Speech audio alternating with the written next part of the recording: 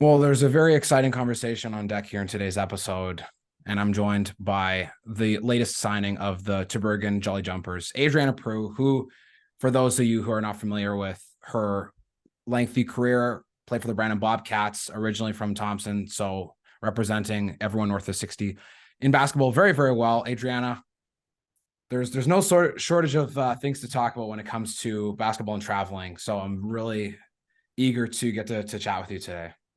Yes, thanks for having me. I'm super excited. So you're leaving for the Netherlands in about 2 weeks. How do you feel? I'm excited. It's exciting and it's nerve-wracking because, taking a leap of, moving across the seas and, over to the other side of the world where it's going to be, different culture, different lifestyle. So, I mean, it's a big jump, and the closer it gets, that's a mixture of emotions. Couldn't be any more excited and happy to start this new journey and this new chapter of my life. But, it also comes with a lot of nerves and a lot of stress getting ready to go over and making sure that I'm 100% ready to take that leap. And I am, and I cannot wait. I'm super excited. So have you what would you rate your level of Dutch speaking abilities at right now? How far have you progressed in Duolingo? I am gonna say not very much. I have tried a little bit. I couldn't tell you that I remember almost a single thing. So I'm hoping that once I get over there, I will be around it so much that it'll just start to come naturally. I can learn from other people and my teammates and my coaches. So it's definitely something that I will make myself learn. Going over to another country, it's important. I think, like, if I'm going to be there for a long time, to learn a bit of the language that's spoken there. So, but I'm hoping when I get there, it'll become a little more easy. Well, I think the saving grace is probably the fact that a lot of people speak English in the Netherlands. And also, ironically enough, the fact that English and Dutch are both Germanic languages, but I still almost can't wrap my head around that one because you'd think that it would be easier to learn if it was from the same language family, but apparently not. I don't know. Yeah, I'm happy that most people speak English there, because it's almost like I'm not going to a 100% almost foreign country where a lot of people don't speak English. So it'll be nice to kind of be able to work my way into learning to speak Dutch and still have almost everybody being able to speak English, which will be nice for me. Going to Europe, there's a lot of girls and guys as well who have played university in Canada, who have gone on to play in Northern Central Europe and sometimes more obscure places. Was the Netherlands specifically on your radar, or was it just the best opportunity that came up? How do you even go about looking for opportunities to play in Europe when you come from Canadian University? Yeah, it wasn't actually a place that I was wanting to play. I wanted to play in Europe, overseas, like really anywhere. Again, I'm somebody that has loved to travel and see the world my whole life, and anywhere is good for me. I'm not very picky, so it was interesting. Like, I last year did have an opportunity come to be to go over to England, but it just ended up not being the opportunity for me, and I kind of found that opportunity on my own, which is a lot harder if you seek out playing basketball overseas by yourself and trying to do it kind of without an agent. So I actually had an agent reach out to me this past year, at the beginning of this year, and he helped me find this team.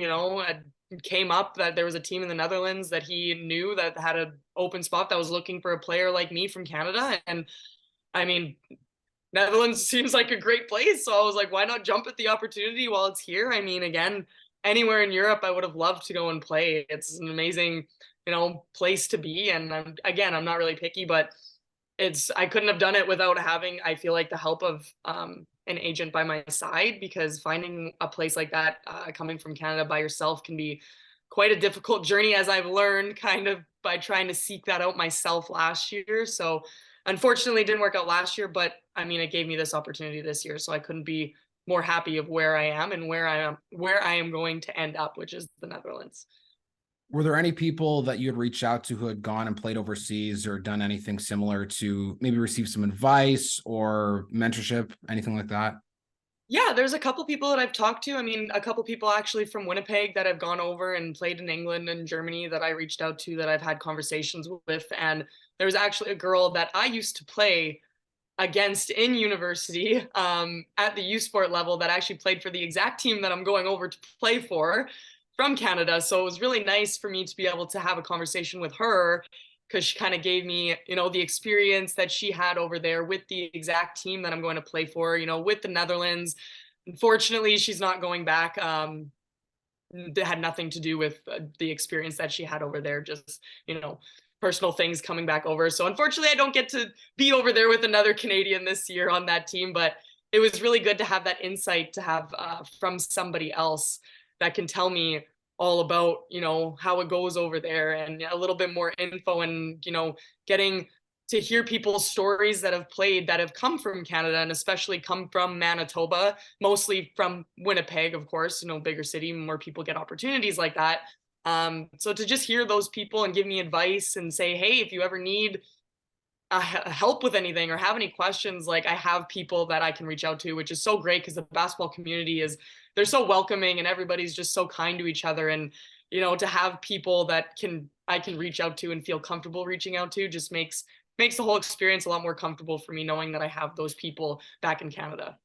Well, you talk about the basketball community in Winnipeg and Manitoba in general, and to get a real idea of how small it is, all you need to do is just go to a Winnipeg Sea Bears game, and you will literally run into every single person you've ever played, coached with, or against in your entire life at some point or another. That is the true mecca of how tight-knit this community is. It is. It really is. And I mean, it's crazy, because I don't come from Winnipeg, and I'm obviously from a smaller northern community. And even just coming down to Winnipeg, it's like, you see people, people that know people. Like, ran into people that, from Winnipeg that I played basketball with in grade 6 that I haven't seen in 10 years. And it's so nice to just have this big community and, run into people when you're out, or, out with your friends, or out at dinner, or out at a Sea Bears game, or you're going to train at the gym or coach, and you just always see these familiar faces. It's really refreshing, because you think that, it's a big city or anything like that, but it's really like the basketball community is so close knit in Winnipeg, and I feel like across the province it's getting even closer. So it's amazing to see. Was the journey that you're about to embark on something that you could have seen or envisioned from back in the days when you were playing basketball way up in Thompson, whether it be whenever you first started, or high school, or any level?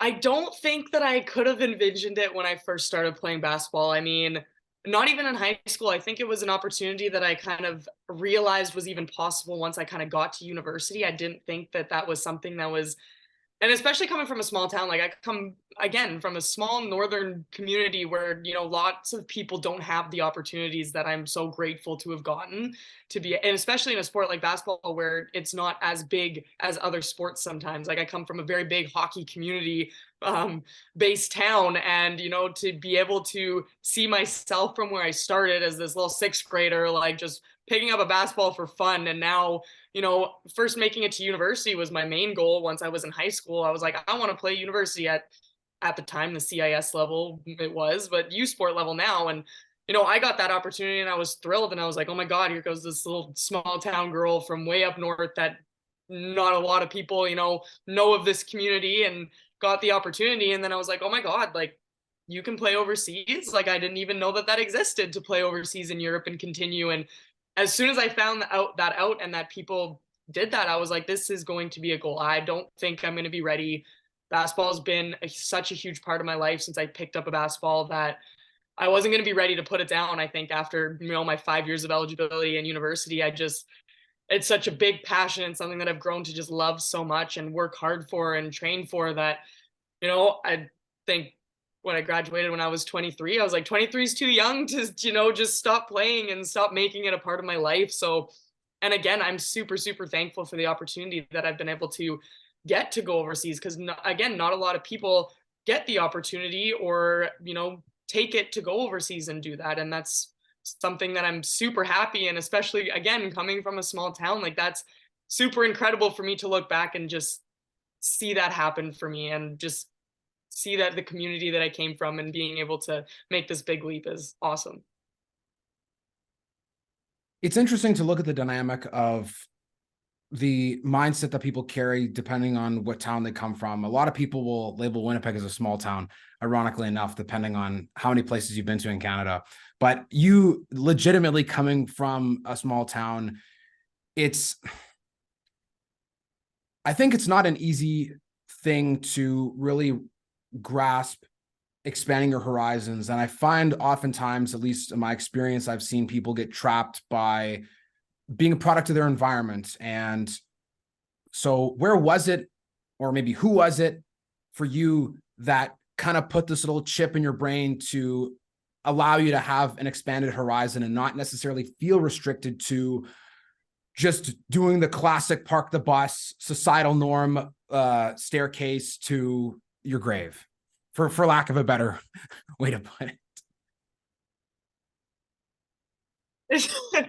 Yeah, no, it's again, it's crazy because I mean, I've had so many coaches over the years, like back home, that I know when I started in grade 6 and to 8, like in that elementary, middle school days, like I had such amazing coaches that pushed me and said, you can play in university, like you'll be able to go to university and play basketball and, you know, do that. So that was like my first push, was like my very first coaches. And again, like I didn't want to be that person that, you know, I could see so much hard work and potential in myself. And, you know, my parents saw potential, my coaches saw potential, but just stay stagnant and stay with what's comfortable, which would have been to stay in Thompson. I mean, Thompson is 8 hours away from Winnipeg, and it is far. And, you know, there's nothing wrong with staying in the place that you grew up, but I didn't want to be stagnant and just stay and not branch out. And again, like I come from a family that's very go out and do what you want. Like they want, like my parents and, you know, my sister and everybody would always say, like my grandparents, my family,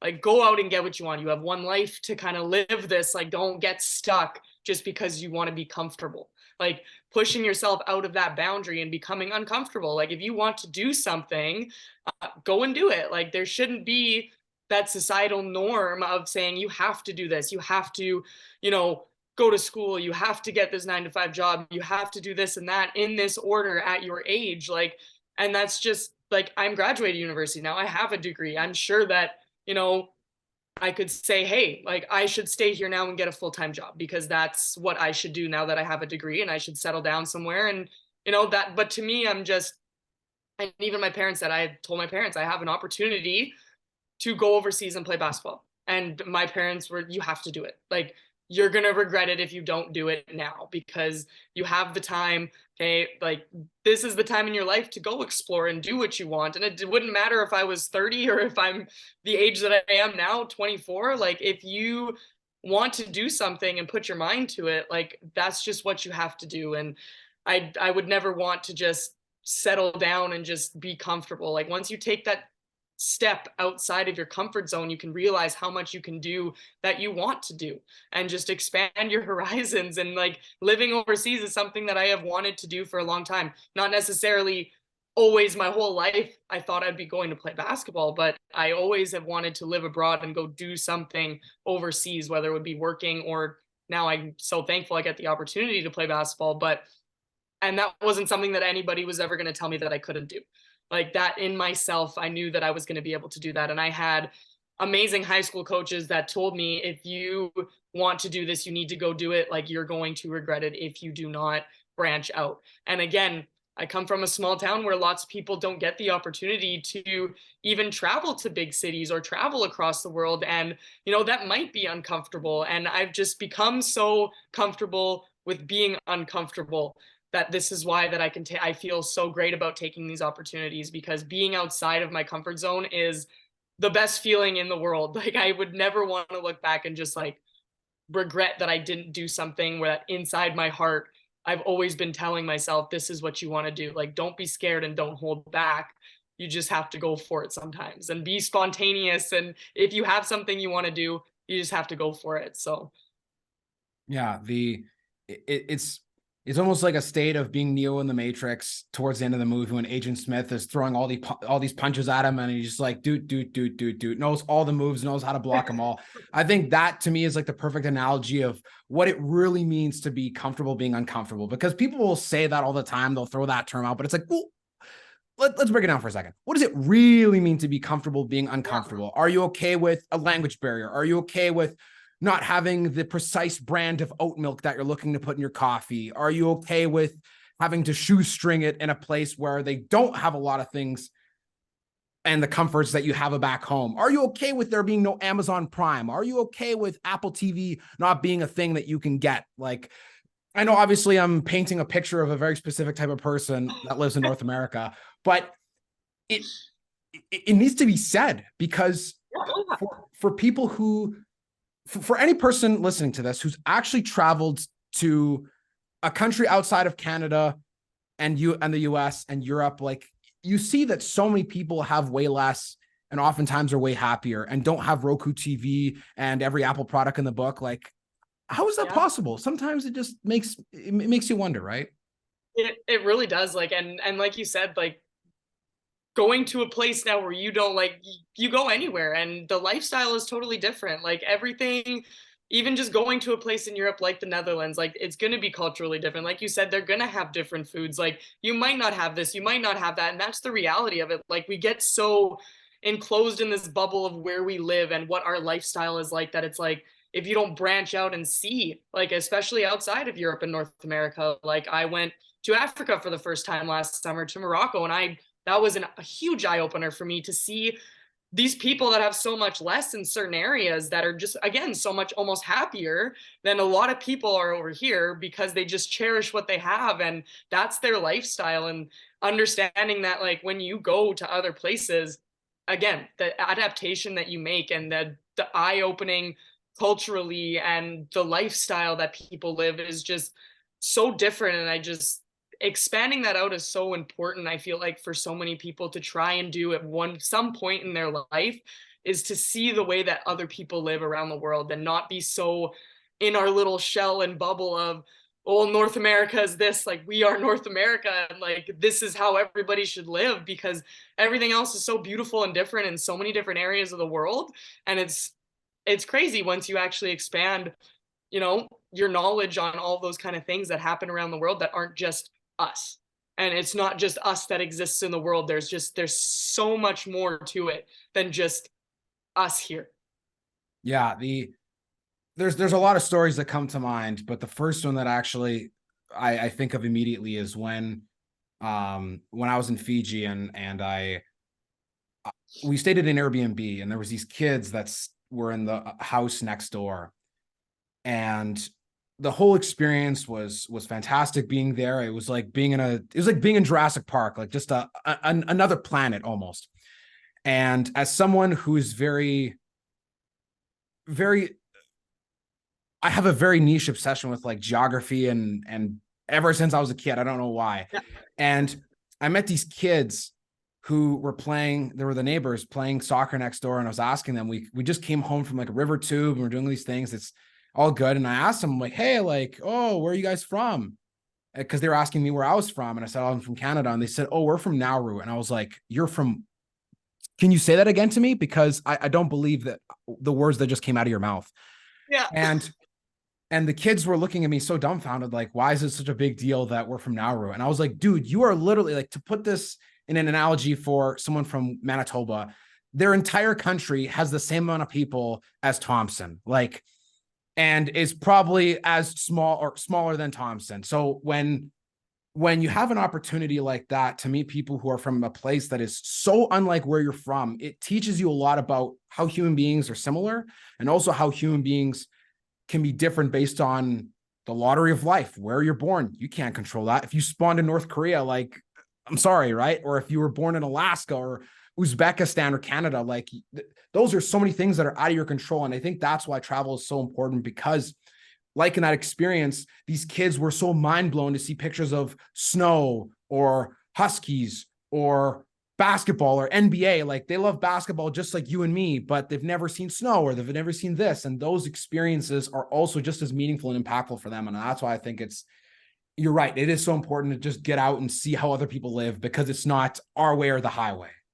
No. And it's just, yeah. And I know that people really like to just think that like it's our way or the highway. And, we are super, like, I'm so thankful that, I live in a place like Canada, but sometimes it's just like we have so much and everything's just always like pictured as bigger and better in North America. And you go to other places where people live such more simplistic lifestyles almost than we do, where it's like we need, and like our consumerism and everything is so high with living here, that it's, you go to other countries and it's like consumerism and all needing the best things and the newest things and all of this that like people live off of and thrive off of and like makes them feel good about themselves. Like those things don't exist in other countries.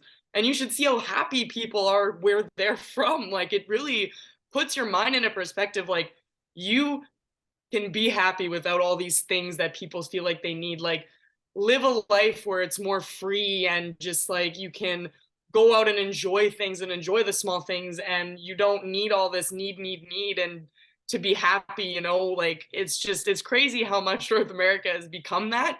And so like you said, like seeing kids go and play in another country and they're just, they come from a country that's like the same size as like a small little town in all of Canada. Like that's crazy. And they're just the happiest kids. They're just happy to have family and friends and being outside and enjoying their lifestyle so much that it's just, it really, I educates you and just like puts your mindset in a whole different perspective that's just so much more welcoming of everybody and like everything that happens in the world and more understanding. And it's crazy because you said that you loved geography since you were a kid, and I got the opportunity to teach geography this year and in school, and it was a great experience because I got the chance to almost more look at other countries and, you know, research a little bit more on other countries and still continue to educate myself. Even though I have traveled a lot, there's so much more that I haven't seen yet or I don't know about. And to me, it's really important that I understand all that kind of, you know, stuff that happens in the world and how other people live in other countries, so that,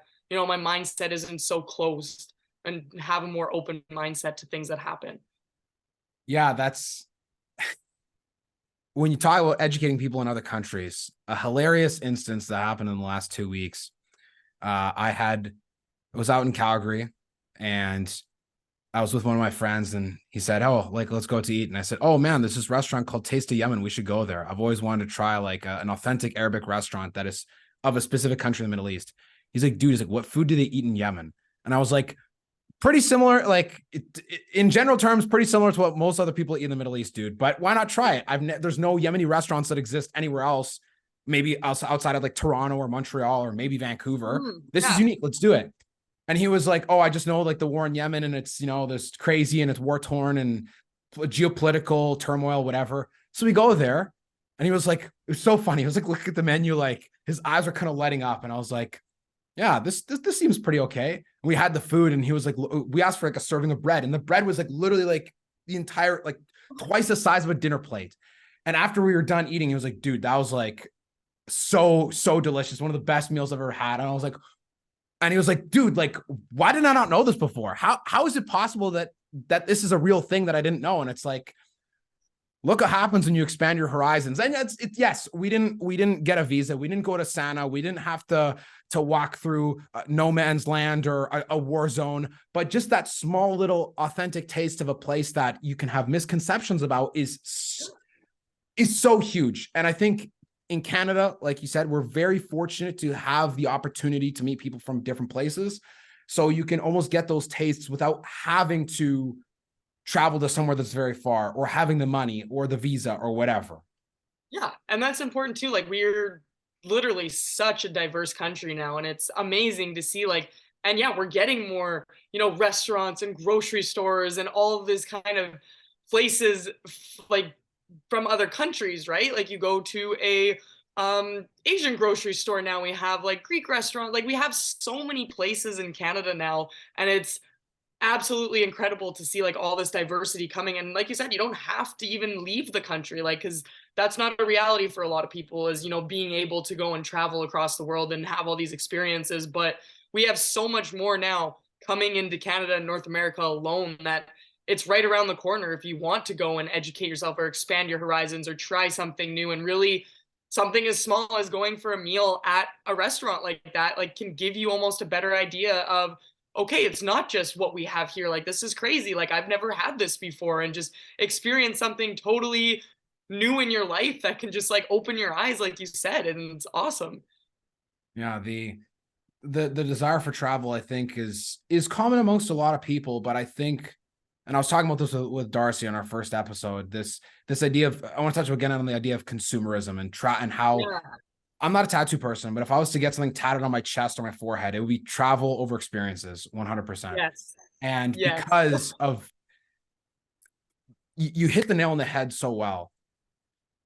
People want stuff. Like they want so much stuff. They want to like I feel Darcy's spirit within me when I say this, because we resonate on this level, and even with yourself so much. I get anxious when I own too much stuff. When I help people move, like, and I see how many things you have, I'm like, sell it. You don't need it. Like, you'll make the money back. It's not a big deal. Like, yes, maybe there's certain little things that you love or they're sentimental. I get it. And it's not horrible owning stuff, but like, it's the quote from Fight Club, I will repeat till the day I'm dead. The things you own end up owning you. And I'm sure that as you've started to sell things and get ready for the Netherlands, I'm sure you've felt the spiritual cleansing that happens whenever you know that you're getting rid of things in order to trade that for a travel experience.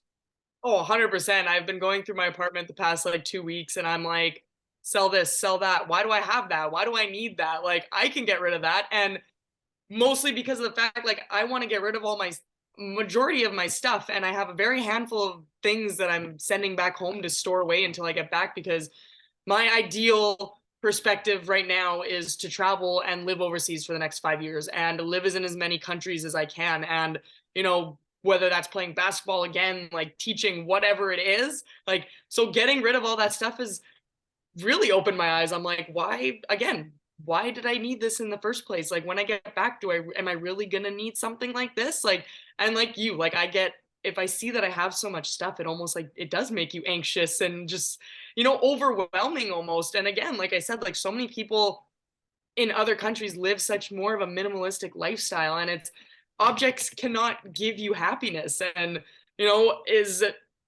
is the one little thing that you have in your house going to give you happiness? Or like you said, experiences, like, those are the things you're going to remember. You're not going to get buried 6 feet in the ground with all your possessions, and what is that going to do for you? Like, in my mind, like, the experiences that you gain and seeing the world and meeting new people and experiencing cultures, and that side, that's the important stuff. Like, that is what is really going to be with you when you're gone. Like, experiences over, money, objects, anything like that. Like, that is the main thing in my mind that I think is super important for everybody to understand. You find that it's harder for girls to live a minimalist lifestyle more than it is guys, in your experience? I feel like it can be, yes. I feel like, almost like girls sometimes just want a lot, right? Like, it's just need to have and keep up with, like, society's output on, you know, how women and girls should really be put out there, right? Like, oh, you need to own this to, look your best, and you need to do this and that. And it's like, and a lot of the times, yeah, you see guys living so much more. They're just happier and they have a more minimalistic lifestyle than a lot of girls do. And it can be hard because like, a lot of people want to keep up with that societal norm and standard that is set for everybody in the world. And again, like, I would love for everybody to just say, hey, like, you don't need all this stuff to be happy, and you don't need all this stuff to, who cares about what society thinks about you and how you're living and your lifestyle. And, I take it like my sister, she would love to live in a tiny home and live, that minimalistic lifestyle. And that is something that I'm like, that's so great. Like, what do you need this, $1 million home for when you're just going to stay there and, live in that house for however long? Like, go out and use that to, travel and go see and experience again. Like, I strive on the experience thing to, like, so many people. I'm like, get out, because if you haven't gotten out and you haven't had those experiences, like, you're never going to know what it's like, rather than in our little bubble over here. Like, you're never going to understand what else is happening in the world if it's just your little bubble. Have you ever watched The Office? I have not. I have not Okay. watched The Office. Okay. I haven't either, but there's a specific meme that I'm thinking of that Oh, that ties together what you're saying. Is where one of the yeah. new guys, he's like, he's like beating his chest looking at Stanley, like, and Stanley just looks at him, like, rolling his eyes.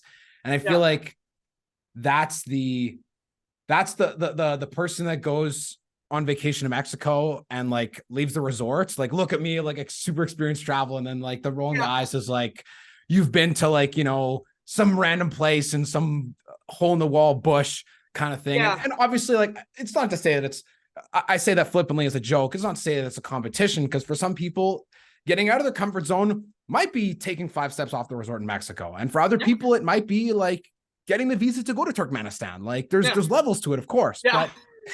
But all that to say is, like, we oftentimes, I feel, when it comes to travel, like, people can take what we have for granted, or when they travel, or okay, tell me if you've ever heard this person before. Someone who's from Manitoba goes to Mexico, stays in a resort, about $1,500, 7 to 10 days, eat like a pig, drink like a fish, say gracias to the Mexican waiter, and feel like unlimited power, and then fly back home and hate your job. Like, that to me is just, yes, I understand that everyone needs a vacation once in a while. I'm not saying there's anything wrong with luxury experiences, but I find too often that people associate travel with luxury. Like, if I'm going to travel, like, it has to be the most luxurious experience. It has to be like I'm a celebrity and I'm taking Qatar Airways business class kind of thing. Yeah. Oh yeah, and it definitely doesn't have to be like that. Like, I want to get the opportunity, like, as happy as I am, like, I'm going to play basketball somewhere. Like, another huge thing for me is I'm going to be in Europe, and I'm going to be close to all of the amazing countries that I haven't gotten to see yet. And I don't have to fly all the way overseas to get somewhere. I would go backpacking, stay in a hostel in all of these countries. Like, it does not have to, and I understand a lot of people like the whole luxury thing, but it does not have to be like that. Travel does not have to be a 5-star hotel, $1,000 a night experience, and you need to save all this money to go on a vacation. Like, I am going to be more than happy to get the true authentic lifestyle of a country that I am going to by living and traveling the way that people do there, and being able to see the way that they live, and not just going to the 5-star resort for a weekend and not getting to actually see the beautiful country and the people that I traveled there to see and experience. Like, that is I think the best part about going to travel somewhere, and not doing necessarily needing to do it the luxury way. But I'm super excited that I'll get the opportunity. I just would love to go backpacking and hop on a plane, get there, go to a hostel, like, see it from see the country almost, to from the people that live there, because I think that that is probably the most authentic way that you can see a country and the lifestyle, is if you get to know local people and you get to see it from their perspective. And I've had friends that have traveled overseas, and they even get invited to go to a family's place that is from there and live there, and they get the authentic dinner meal with the family, and get to see how they actually live. Like, that is true authentic travel to me. Like, really being able to see the way that people live in certain countries, and not just going to necessarily all the top touristy attractions, and just always going to where all the people are. And like, you're going to go to an attraction where everybody from North America is there, and that's all you're seeing, and you're just around a bunch. Like, go and get to know people, and go to the small little places. Like, I would love to go to the small little villages or towns in countries that people travel to, and not go to the most popular places, but get that authentic travel experience. And that that to me is the most important thing, and what I really want to, because that really opens you up. And you know again, it's really nice to see all the other stuff, as much as everybody wants to see all that thing that's just plastered on the world, and you need to go here, you need to see this, you need to see that. But the authentic true experience of getting that side of it is super super amazing. So you're telling me that you don't want to go to Santorini to wait in line with 100,000 people to take a picture of a sunset to post on Instagram, and then go back to the Exactly. Holiday Inn in Athens? Are you sure? Exactly. That's the thing. And I've had friends that have gone there. Like, I know somebody that is overseas, and he told me, and he's like, don't go to these places, go to these places, because that is where you're going to get the true experience and actually see the country itself, and not just be in a pack of tourists and be jammed side by side. Because I mean, people travel and they want to get like you said, perfect, like, oh, Instagram, I need to go here so that I can show it off on social media, all that stuff. And that's great. You get to share your experiences on social media. I'm all for that. Like, I love looking to see where people travel.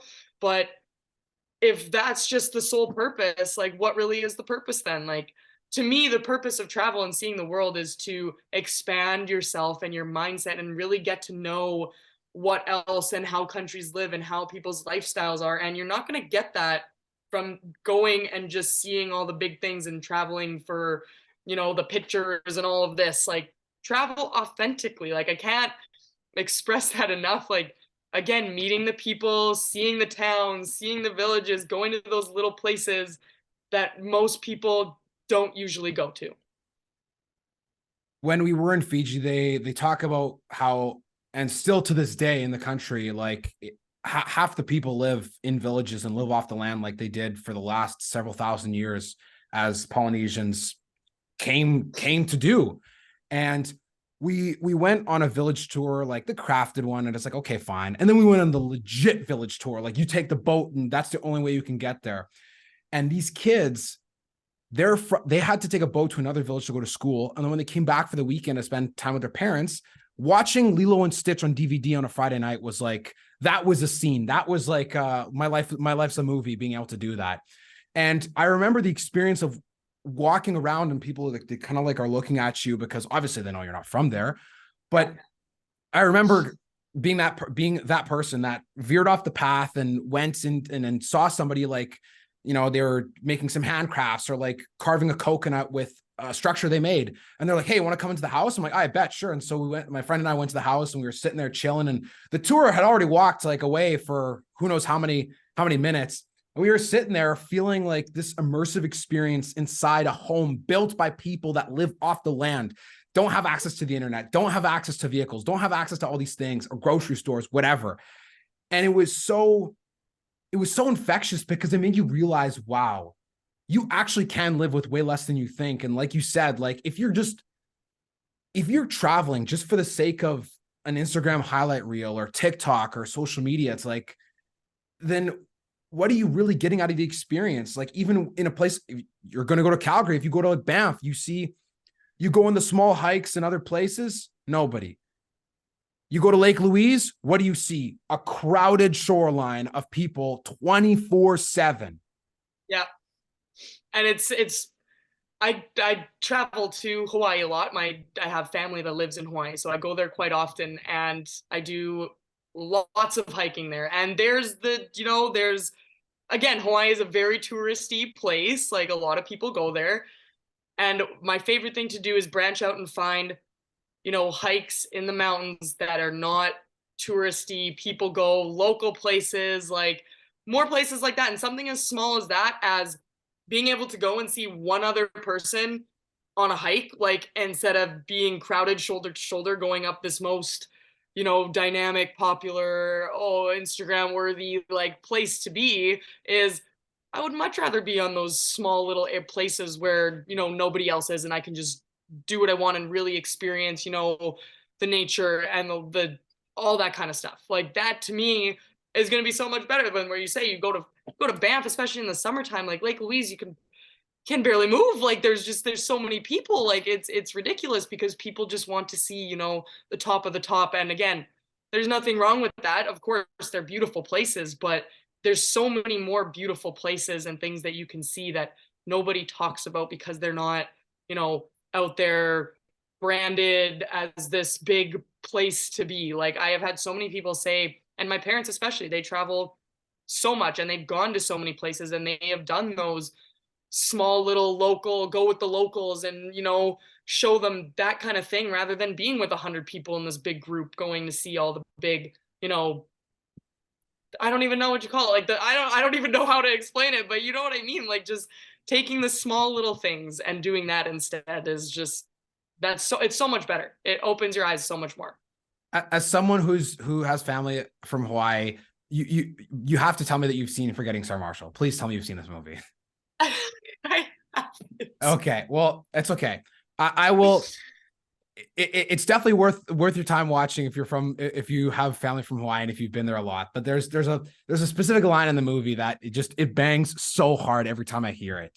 When the main character is Jason Segel, like towards the end of the movie, he has this outburst and he like walks out of this hotel room and he looks at a group of people getting married on the beach and he says, "Wedding in Hawaii, real original." And every time I hear it, I laugh so hard because it's like oh my God, there's just like even a Family Guy clip where they arrive in Hawaii and then Peter, it's like he's like, "Okay, before you do anything, put on the laws, like before you do anything else, I need to tell you I'm definitely allergic to pork, macadamia nuts, rum, expense, overpriced golf, sentimental military values, second weddings." And just going through the list of all the stereotypes of things people do in Hawaii. Yeah. And it just makes me laugh so hard because it's like, I would love to go to Hawaii, but it's so true. Like there's Costco in Honolulu. Like you're probably going to run into more people from your home than you are actual Polynesians. Like it's crazy. It is crazy. And you know, like going to these places, like everybody wants to go there to say that they've been there. Like, oh, I went there. Like, and nobody's going to care if you say, "Oh, well, I went to this little village in here." It's like, okay, like, oh, but did you go here? Like, did you go to the big expensive place that everybody talks about? Because we're just so worried about like brand, like putting ourselves out there so that everybody, you know, sees us, and like caring so much about it, especially with social media nowadays. Like, how many likes do I get on this post? Like, how many people have seen this? Like, how many people are going to message me about this? Like, this and that, and caring so much about what, like how other people see us, rather than, well, did you feel satisfied with what you just did and what you saw? Like, how did that make you feel? Like, did you feel like, you know, that major, you know, inside you, your heart or your mind, like think differently, rather than all I'm concerned about is what everybody else is going to say or what everybody else is going to think about where I went and what I did and what I own and this and that. Whereas you should be the most important person, and all that matters is what is inside of you and not what's outside. And all these, you know, again with social media, like that's just, it's such a big thing nowadays. And again, it brings us really great things and it gets us in contact with people, but you know, some people just, that is all they care about, is how can I make these people think that I'm living the best lifestyle in the entire world by going to these places or doing these things and showing off what I have. Like, are you really internally happy with what you are doing yourself, or are you just trying to please everybody else around you? Yes, yes, yes, yes, yes, yes, times a million. Like, oh my God, that is such a big thing. Is, are you really satisfied? Are you really feeling fulfilled with the experience you had? Are you just going, do you really enjoy the Italian culture and the great things that France has to offer and the United Kingdom? Or is it, well, I've always wanted to see Paris because I love seeing pictures of it on Insta, or, oh, I want to go to Amalfi Coast because, I've seen this on Instagram and whatever. And it's like, man, there's I think the ironic thing sometimes, and I don't know if you feel this too, but like sometimes I find that like the places that people want to go to the most can be some of the most underwhelming experiences, because you get there and you're like, oh, that's it. Or you feel like, and sometimes I've left places where I'm like, I feel like I was more focused on getting all the pictures than I was actually soaking in the experience. And that's why when people say like, well, where do you want to travel to next? And when I say I want to go to like Cabo Verde, or I would love to do a volunteer thing in a Portuguese colony in Africa to understand and connect the history of not only places where my grandparents' generation and my grandparents were involved in revolutionary wars and those kinds of things, but to actually get to experience a place that is underrated or not a lot of people go to or not a lot of people know about. And I think that's why, and I know that we had, chatted before and you talked about going to Tuvalu, and I say I literally had a dream of going there last week, and I woke up and saw that you could actually take flights there. And I was like, Right. that's it, I'm doing it. But when people hear that, it's like, well, why do you want to, like, one of my best friends actually asked me this during COVID. I saw a documentary of a guy who had traveled to Tuvalu before COVID, had a drone. His family went to one of the smallest islands, Nuku'alofa, where only 300 people live. His parents were part of the Peace Corps, and it's this beautiful story. It's so therapeutic to watch. I'd highly recommend it. And I was telling my friend about this. I'm like, man, I really want to go. And he's like, bro, you're basically going to Grand Beach with hotter weather. And I was like, and that's exactly the point. No, like that to me is just mind blows, because like a place like that is on my bucket list because and it has nothing to do with like people do say, well, why do you want to go there? Like, what is there to do there? And I'm like, because that place probably they have their own lifestyle, their culture. Like you get to see the way that people really live in a place like that. Like, yeah, it's not Paris, it's not whatever, like, all these places that people want to go to. And when people say like, oh, it's just basically Grand Beach, it's like, okay, well, you don't know anything about this kind of like, stuff. And being able to branch out and go to the places that, again, you can't go on like, oh, the top 20 tourist destinations, type it in Google, and I'm going to plan my next trip here, here, here, because those are the top tourist destinations. That's where everybody wants to go. So that's where I'm going to go. I would much rather go to the places that nobody travels to and nobody gets to experience, because that's when you're really going to like see the true colors of the world and the true colors of the people and where people come from. Like how many countries that you could say and people are like, oh, what is that? Or where is that? Or is that a country? Like, and those are the places that like just thrill me to like want to go and visit more than anything else. Oh my God.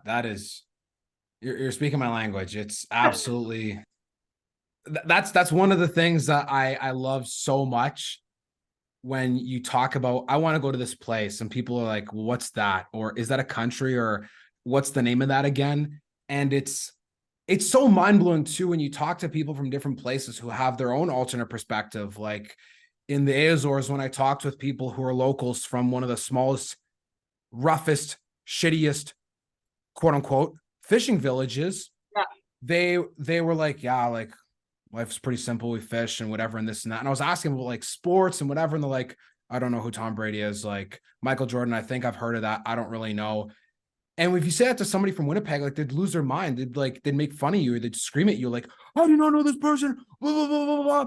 But the same can be said when you're in another place and when they can give you the gears over not knowing something that's so basic to them. Or even, I think you said to me before, you had family or people who are from India, like go there and ask them about like this element of history or this celebrity or this figure. And I guarantee you the answer they're going to give you compared to somebody from Winnipeg or Canada is going to be so different. And that is going to teach you so much and is almost going to be all you really need to know about how truly ignorant we are, not in like it's our fault, shame on you, but like you don't know what you don't know kind of way. Yeah. And we just like, it's just like, people that come and visit here or are here, like you said, and don't know like who this celebrity is or what, NBA all-star, whatever, and people don't know. And it's like, we like, again, like ignorance and just like almost degrade a person because they don't know this stuff. And I'm like, okay, we'll go to another country and, people that, don't like when other people like speak a different language. And it's just like, well, who are like, that's people's like background culture. Go somewhere else and try to speak English to somebody that in a country that where they don't speak English. And now look at yourself and see what you'd say to people over here, just because you're so westernized and we're so in this little, our culture, our world is our world, like that we don't even understand that, 80, 90, whatever percent of the world doesn't live like this. Like we are such a small portion of the world. And again, just degrading people and almost being ignorant to the fact that like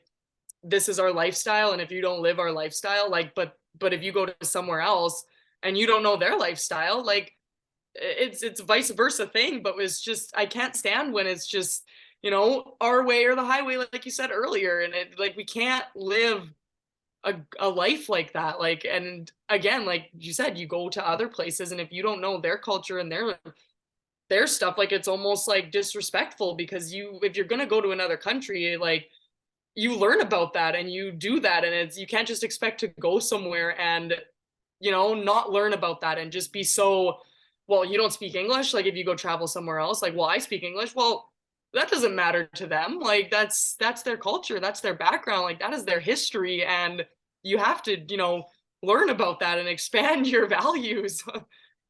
There's a hilarious meme that I've seen a bunch of times shared by pages that are about life in Slavic countries. And it shows the guy who's like doing up the tie. And he's like, yeah, I speak English because it's the only language you know. You speak English because it's the only language you know. We're not the same. Yeah, exactly. See, just something like that is just so crazy, right? Like even, I'm sure when you were in Morocco that you were able to wear whatever you wanted and do whatever you wanted and just flaunt and do these things, right? I'm sure that that's exactly how it went, right? Yeah, and it's, you have to abide by what goes on in that country. Like, that's, you go there and you respect their culture, and you don't stay so much in your little bubble over here that you think that you can go to another country and disrespect their culture just because of where you come from, and you think that this is all of the world should be like this. Like, no, you go there and you dress the way that is appropriate to dress over there, and you speak the way to people that it's appropriate to speak over there, and you learn things that are going to be appropriate to do over there and respectful, and you don't go against their cultural values. And just because you think that, oh well, you come from here, that's normal, and I can go over there now and just do whatever I want. Like, no. And that's like the whole thing that a lot of people just don't understand. Like, you go over there, when I was in Morocco, and you cover up because that's what they do there, and you be respectful, and we learn, like, I learned phrases to, like, say hi to people and no thank you and yes, so that I can speak that language that's there, and not just be so, well, oh, if you're not going to speak my language, then I'm not going to talk to you. Like, that's, you're never going to learn anything if you go and travel and you do things like that. Like, and that is a part of it, learning the culture, the language, the everything that comes with being in a different country is like, that's what's going to really expand your horizon. Yeah, it's why I think a lot of people can get a dopamine high from, there's a YouTube channel of this guy who can speak fluent Chinese, and he is just from the US, and he, I think I've seen those before. yeah, Xiaoman NYC, and then he starts to learn other languages, and like, even though the premise of every video is the exact same, show up, speak language, mind blown, boom. But Yeah. it's works so well because it really embodies, I might butcher this quote, so forgive me in advance, but it's like, when you speak a language that another man knows, it gets to his head.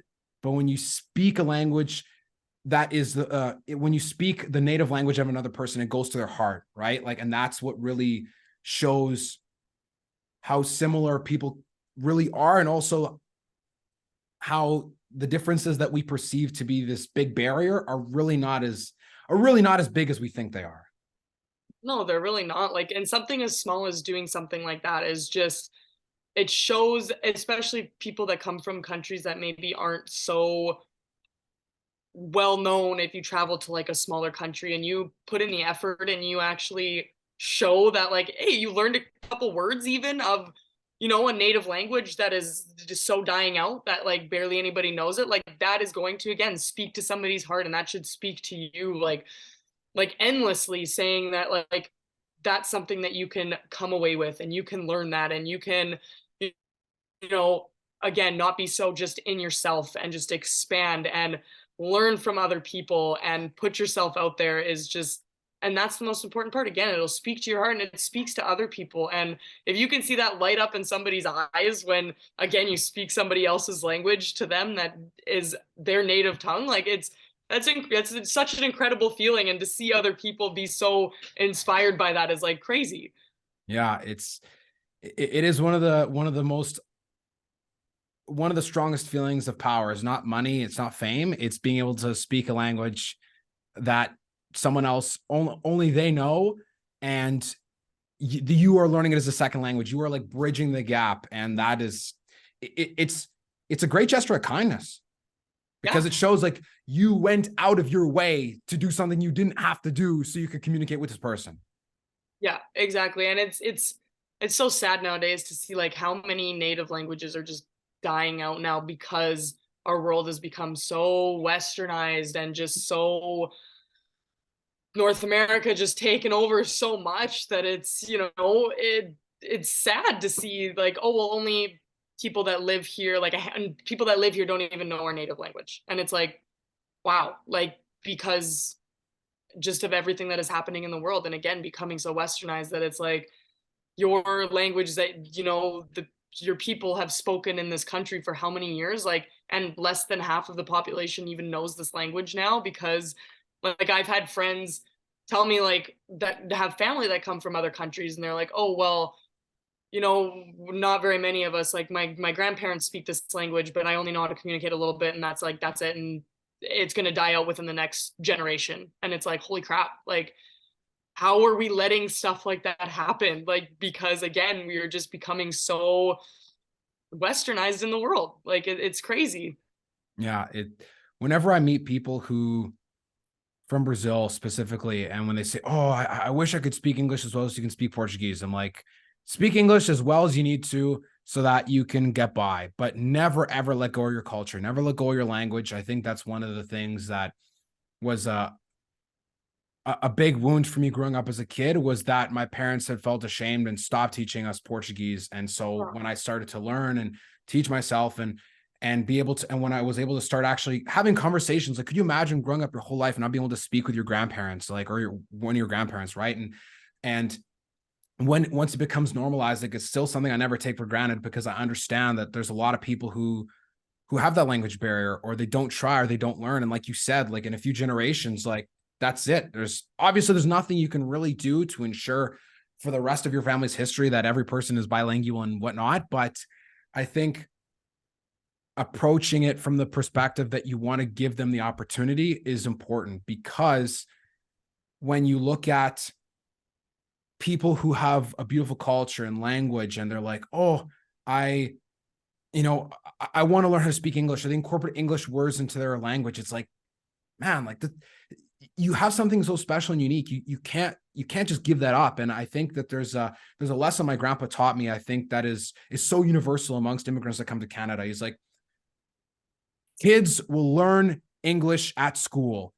Always speak your native language at home, no matter what. And I'm like, man, Babu, I wish that was the case for me, because it's so true. And I hold that sentiment so near and dear to my heart, because I understand what it's like to be in the position where you wish, you want to speak, you're reaching, you're grasping, but you can't quite grasp it as much as you like in it.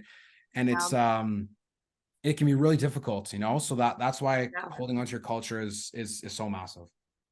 It is, and it's upsetting sometimes to see like people not wanting to do that when they come here, because we have just built this big stereotype of so many different cultures and people, and it's just like people aren't comfortable with speaking their language here, or sharing their culture here. Like that's just not good, because then you, like you said, like you're just, it's not almost normalized for people to do that. And it's sad to see how many, again, like how many people's culture starts to fade away, and how many people, especially in this generation and kids growing up, that don't know a lot about their culture, because people don't want to have that stereotype linked to them, or oh, I'm from this culture background, people are going to think this of me, people are going to think that of me, like I'm going to get teased for this, I'm going to get teased for that. Like that is like, just, it's so sad to see that that's what has come for a lot of people. And languages, well, I'm not going to teach my kid this language because they're going to get this, that, like made fun of, or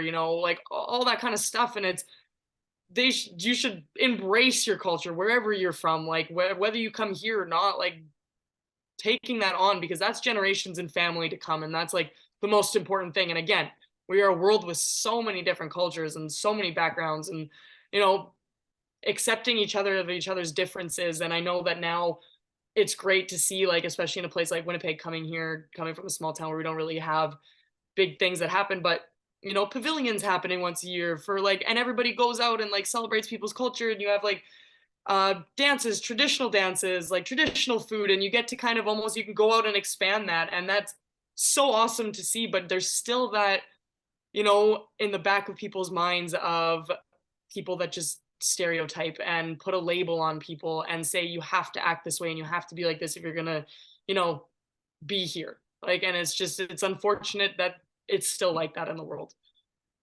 Well, I think the best thing going forth for most people is to just, like you said, the message is so clear, like to be open to have authentic travel experiences, to travel slower, to not necessarily be concerned with keeping up appearances on social media or what other people are going to think. Because at the end of the day, like, you are always going to be more impressed by the things you own and the things you do than most other people, right? So make sure that you're at least enjoying it yourself and that you are gaining some sort of like intrinsic benefit and not just, well, I got all these likes on Insta or I got all these views. Like, okay, sweet. Did you like it? Yeah. Like, are those people that really like your Instagram post, are those the people that are there for you in your life that are going to be by your side through everything? Or is that just another like on a social media post that doesn't mean anything? Like, if you can authentically be true to yourself, like that is going to be what you take away in your life. Like, it's not going to be the whatever, how many likes you got on an Instagram post from, when it's 2060 and you're looking back at 2022. Like, what does that matter?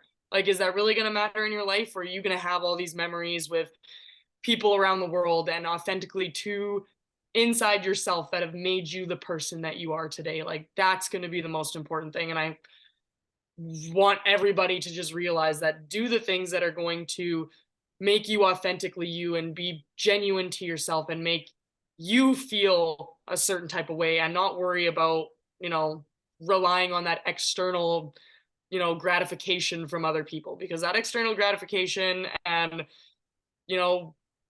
whatever you get from anybody else is just, in the end, it doesn't matter. It doesn't mean a single thing unless you are doing what's going to make you happy and not what's going to make you look like you're super happy to everybody else.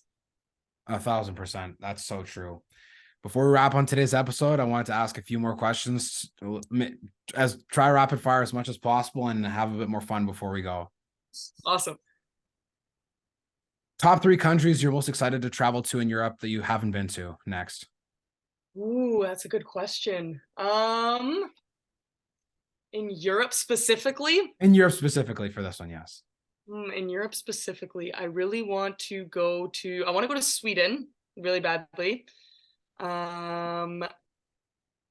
Belgium is right on the border of Netherlands, so I'm actually really excited. I really want to go to Belgium, and Norway. I really, really want to go to Norway. They have such a beautiful landscape there, like, and hiking and everything. I really want to go to Norway. Yeah. If you were to learn 3 other languages aside from English and not have the ability to learn any other language, what would be the 3 languages that you would learn? Ooh, that's a good question. Bengali is one of them. Spanish. And I don't even know. I would love to go, honestly, scratch. I don't care if anybody else would know it. I would love to go and go down to the Philippines and learn like a native language from a small little like area that people speak. Like, to learn something that is, again, like dying out would be, I think, the most, like, the coolest thing in the world, to be able to learn a very small language, like, rather than a big language that everybody knows. Like, that'd be great too. I would love to learn all the languages in the world if I could, but to be able to know a small native language to somebody in a little village or something in the Philippines would be unreal to me. 5, in no particular order, 5 most underrated countries that you want to travel to when you get the chance next, anywhere and outside of Europe. Outside of Europe. Yeah. Sri Lanka. Really want to go to Sri Lanka. Somewhere, I'm not sure where exactly, but Central Africa, not necessarily South Africa, but somewhere in Central Africa. Don't know what country exactly yet that I feel like is very underrated that I would want to go to there. Kazakhstan. Tuvalu, of course, that one's on my bucket list. Is that 4? Yeah, that's 4. And oh my God, I have a list on my phone and I'm like, where is my phone right now? I literally have my list. Oh, where's my other country? All right, pull it out. All of my countries here. Down. Zimbabwe. Zimbabwe, Kyrgyzstan, Nepal, Norway, Tuvalu, Sri Lanka. I would say those ones. Damn. Oh my God. I love you said Kyrgyzstan, because there's literally a guy, one of the guys I stayed with in a hostel when I went to the Azores. He went to Kyrgyzstan after Portugal. And I was like, dude, I've heard so many great things about Central Asia. Like, even for myself, Kazakhstan or Tajikistan, those two I think would be incredible. Just, I mean, even Uzbekistan or Kyrgyzstan Yeah, doesn't matter. yeah. Like, but Central Asia, I feel is so underrated. And it's like, oh my God, I just want to go there No, so badly. it looks so beautiful. Like it's just oh, it looks unreal. Like I don't know. It is just the mountains there too are so beautiful and very underrated. Like you said, like just not a lot of people you hear say, "Oh, I want to go to Kyrgyzstan." Like but that's at the top of my list for sure. And I really want to go to Nepal. That's another place that I want to go to. Yeah, Nepal would be that Sri Lanka too. That would be. I've heard Yeah, it's a huge banger. It's so low key that not a lot of yeah. people, not a lot of people are put on Sri Lanka. No, I had some like I was talking to my friend the other day and I was like, because I think they kind of asked me the same question, like, where would you want to go? I was like, Sri Lanka. They're like, why do you want to go to Sri Lanka? And I was like, well, why don't you want to go to Sri Lanka? I was like, you don't hear a lot of people say, hey, I want to go to Sri Lanka. Like that's a place on my bucket list. Like, but if you look at it, like it's beautiful there. And I would, again, meeting people from a place that not a lot of people put on their bucket list to go to would be amazing, right? Yeah, that's because like most people would say, oh, I want to go to the Maldives. Why? Because I see the $1,000 USD a night private Yeah. huts. Like, great, you can also go to Tahiti, or you can go to French Polynesia and go there too. Same thing. Like, how can you tell the difference? But when you go to Sri Lanka, it's like you are genuinely embraced in a culture that not a lot of people give a second thought to, unfortunately. Or when you go It's to Kyrgyzstan, like you're hanging out in a rural village, like you are just like right. you understand rural living. And even there's a video on YouTube that really made me feel so inspired by these guys created a YouTube channel called Spaghetti Road just for this series of videos where they bought a Peugeot, which is like a French car, like just a shitty matchbox, Yeah. and they drove it from Copenhagen all the way to the West China border. And it took them Wow. like whatever, I don't know, like a week. And they went through like all these places in Europe. They went to like Kyrgyzstan. They went to where else did they go? Yeah, and they had to like veer around Turkmenistan because obviously that's like the North Korea of Central Asia, like super hard Yeah. visa Yeah. and stuff. But like just seeing stuff like that. And obviously people are like, bro, that's not comfortable. You're shoestringing it, you're camping, you're eating That's the cucumbers, best but it's thing. like, That is the best thing. Like the spontaneous ability to just go and do whatever without a plan is like literally what I live off of. Like I would drop everything. If I wasn't going to Europe right now, I would drop everything, sell everything that I own and go backpack for like however long. And oh, I want to go to this country. Okay, I'll plan to go to that country. Oh, I want to go to this little country. I'm going to go to that little country. Like that is the best type of travel. Like just getting up and going and doing what you want to do. what would be the three places you would recommend people to travel to the most that you have been to yourself outside, like that you've traveled to? I would definitely Morocco would be number one. That was such an incredible experience traveling there. Like unreal culturally, like just like really expanded everything that I've learned. Um, I really like Czech Republic. I went there years ago, but my family history, my grandma is from Czech Republic and Slovakia were Czechoslovakia, so she was from Czechoslovakia. So that to me was so cool to be able to go and see a place where my family background and culture is from, and it was absolutely beautiful and incredible. And a third, I would say I loved Switzerland. I know it's a very more touristy almost place when you think about it, but the sea, I'm a big mountain person and I think that is so beautiful. And again, it's such an expensive place to travel to though. Like it is Yeah. unfortunately one of those places, but when you see the landscape and the beauty of that place, like it's absolutely incredible. Those are three places that I have loved being at.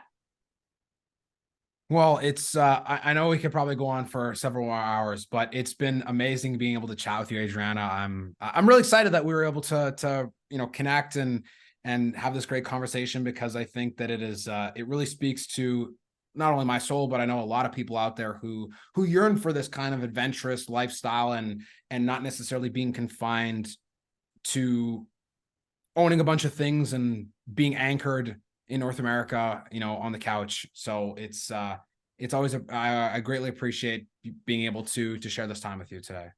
Yes, thank you so much. I'm so glad. It was awesome to be here today and talk about that.